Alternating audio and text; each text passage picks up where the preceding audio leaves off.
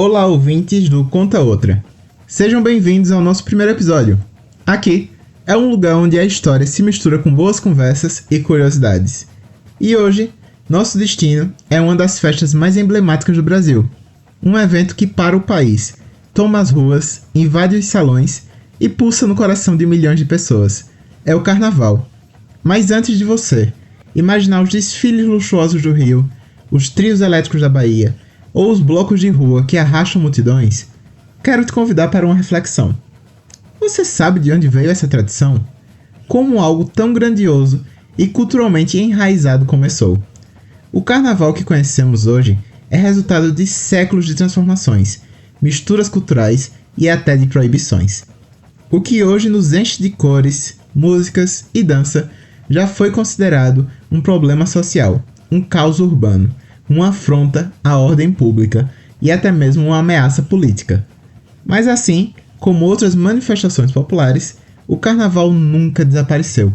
Pelo contrário, ele se adaptou, resistiu e cresceu, tornando-se um símbolo incontestável da identidade brasileira. E há um motivo para isso. O Carnaval não é apenas uma festa. Ele é um reflexo da nossa história. Nos seus blocos e desfiles, encontramos tradições indígenas, influências africanas, heranças europeias e embates políticos que moldaram o Brasil ao longo dos séculos. Hoje, vamos viajar por essa trajetória para entender como uma celebração popular desorganizada, que foi nascida nas ruas e nos terreiros, se tornou um dos maiores espetáculos culturais do mundo. Então, pega sua fantasia, prepara o passo do frevo e do samba e vem comigo nessa jornada histórica.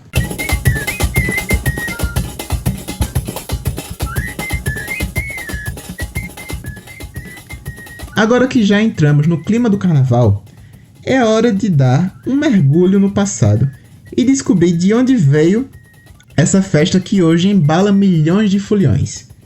E para isso, precisamos voltar milhares de anos no tempo. Mais precisamente, para a Antiguidade. As primeiras manifestações do que um dia se tornaria o Carnaval podem ser rastreadas até as civilizações antigas, como os egípcios, gregos e romanos. Nessas sociedades, festividades pagãs marcavam ciclos agrícolas e mudanças sazonais.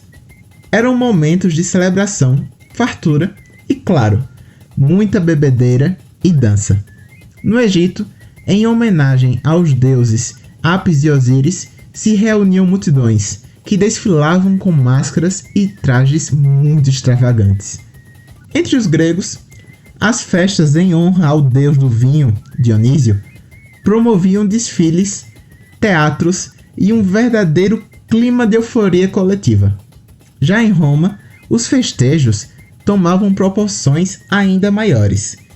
Os romanos tinham diversas celebrações marcadas pelo excesso e pela inversão de papéis sociais.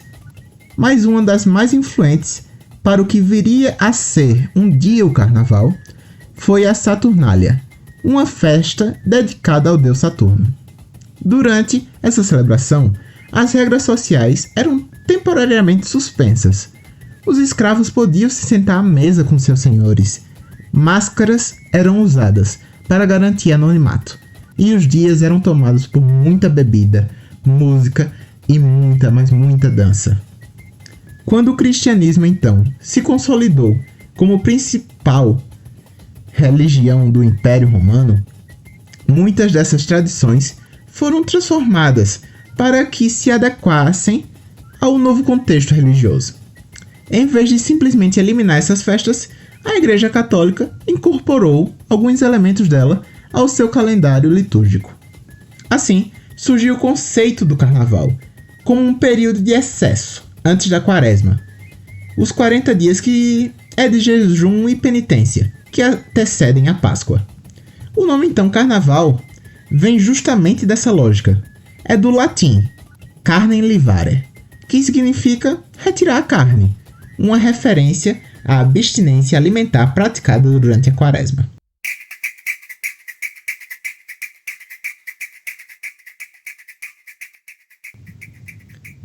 A festa então se espalhou pela Europa. Durante a Idade Média e a Renascença, assumindo características próprias em cada região. Na Itália, surgiram os luxuosos bailes de máscara de Veneza, famosos até hoje, por suas fantasias elaboradas e uma atmosfera muito misteriosa. Já na França, o carnaval ganhou um tom mais teatral, com desfiles e encenações cômicas. Já para Portugal, nasceu o intrudo, que se tornou uma tradição popular. Foi marcado por brincadeiras de rua, onde pessoas jogavam água, farinha e outros elementos umas nas outras. Era uma grande brincadeira.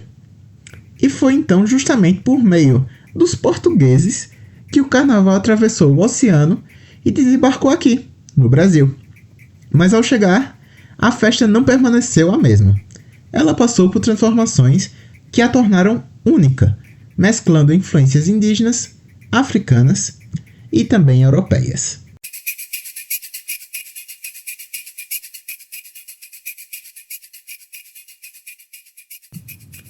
Já que sabemos agora como o carnaval nasceu, vamos entender como essa festa foi moldada ao longo dos séculos até se tornar essa explosão cultural que conhecemos hoje. Imaginem a cena. Século XVI, Brasil colônia. A elite portuguesa trazia na mala o intrudo, uma festa de rua onde as pessoas jogavam água, farinha e todo tipo de líquido umas nas outras, até ovos podres. E como eu já falei, não era exatamente um desfile de escola de samba, mas já trazia aquele espírito de bagunça e diversão. Só que aqui, algo mágico aconteceu. O intrudo começou a se misturar com as culturas africanas e indígenas, absorvendo ritmos, danças e novas formas de celebração. Os povos originários já tinham festas vibrantes, com danças coletivas e rituais cheios de cor e movimento. Já os africanos, trazidos à força pelo tráfico negreiro, trouxeram suas tradições musicais, seus tambores e suas expressões de resistência cultural. E o que acontece quando se mistura tudo isso? Surge esse boom, uma festa única no mundo. E lá no século XIX, o carnaval começou a ganhar um rosto mais organizado. Surgiram os primeiros bailes de máscara, inspirados nos eventos europeus, que eram frequentados normalmente pela elite. Com isso a gente vê que o brasileiro quer ser europeu desde muito tempo, né? Mas, enquanto os ricos desfilavam em salões luxuosos, nas ruas o verdadeiro carnaval do povo estava nascendo. Grupos espontâneos começaram a sair às ruas, tocando, cantando e dançando. Foi aí que surgiram os primeiros blocos carnavalescos, os Zé Pereiras, marcados por batuques e muita animação.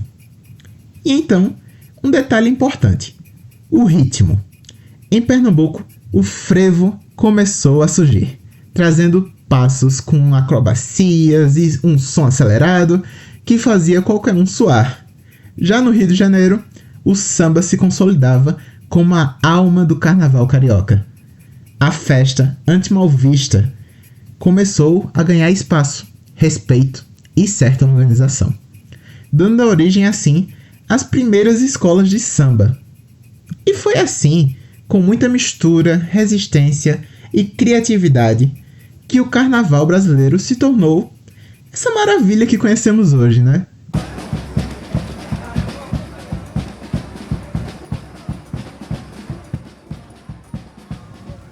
E depois de séculos e séculos de evolução, de misturas culturais, de resistência, chegamos ao carnaval dos dias de hoje.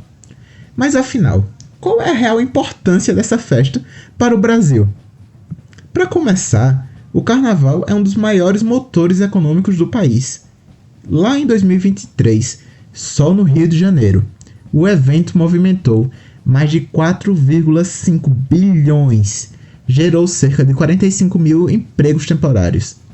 Cidades como Salvador, Recife e São Paulo também saíram bem, faturaram bastante, atraindo turistas do mundo inteiro. E por falar em turista, estima-se que o Brasil receba mais de 10 milhões de visitantes durante o período carnavalesco. aquecendo setores como hotelaria, alimentação e transporte. Mas o carnaval não é apenas um evento econômico, né? Ele também é um fenômeno social e cultural. Dos grandiosos desfiles das escolas de samba do Rio de Janeiro e São Paulo, passando pelo frevo e maracatu em Pernambuco, até os megablocos de Salvador e os bloquinhos alternativos espalhados pelo país, o carnaval se diversificou de uma forma muito impressionante. Ele se tornou um espaço de expressão, onde temas sociais e políticos são abordados com criatividade. E claro, nem tudo é brilho, né? O carnaval, então, enfrenta certos desafios, como questões de segurança, de saúde pública, principalmente depois dos eventos da Covid-19.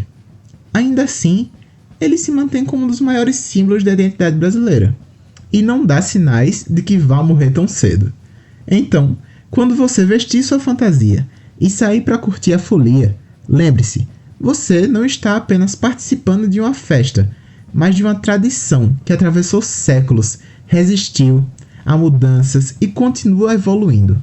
O carnaval é muito mais do que diversão. É cultura, é história, é identidade.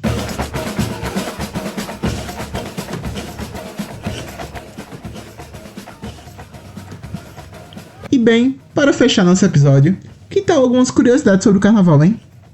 Vocês sabiam que o primeiro desfile oficial de escola de samba aconteceu em 1932, lá no Rio de Janeiro, e que a vencedora foi a Estação Primeira de Mangueira? E o Galo da Madrugada, em Recife, que detém o recorde de maior bloco de carnaval do mundo? Um recorde pessoalmente impressionante. Outra curiosidade interessante é que em 1968, no auge da ditadura militar, um samba enredo foi censurado porque mencionava a palavra liberdade 17 vezes. E, infelizmente, né? Ou felizmente para alguns, acaba que a censura tentou silenciar o carnaval, mas ele mostrou que é mais forte. Mostrou que é uma festa que sempre encontrou maneiras de resistir e se expressar. E os números são impressionantes dessa expressão. O carnaval brasileiro movimenta cerca de 8 bilhões por ano e gera empregos diretos e indiretos para centenas de milhares de pessoas, desde costureiras que produzem fantasias até vendedores ambulantes que garantem seu sustento durante os dias de festa. O carnaval já foi proibido aqui nesse país, já foi reprimido, já foi censurado, mas nunca deixou de ser a maior expressão popular do Brasil. Ele é o reflexo de um povo que transforma dificuldade em música, resistência em arte, celebração em identidade. E bem, assim vamos encerrar nosso primeiro episódio do Conta Outra. Um episódio curto, rápido, para não lhe cansar e você ficar ligado nessa história. Mas quem sabe mais pra frente a gente não coloca alguns episódios mais longos. Vai depender de você. Me conta aí o que achou.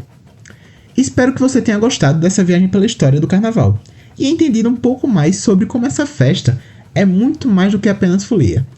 Se gostou, compartilhe com os amigos, se inscreva e fique ligado, porque na próxima edição teremos o episódio Brasil, o quebra-cabeça montado com peças de fake news. Outro capítulo fascinante da história. Então, até lá, pessoal. Fiquem bem. Valeu!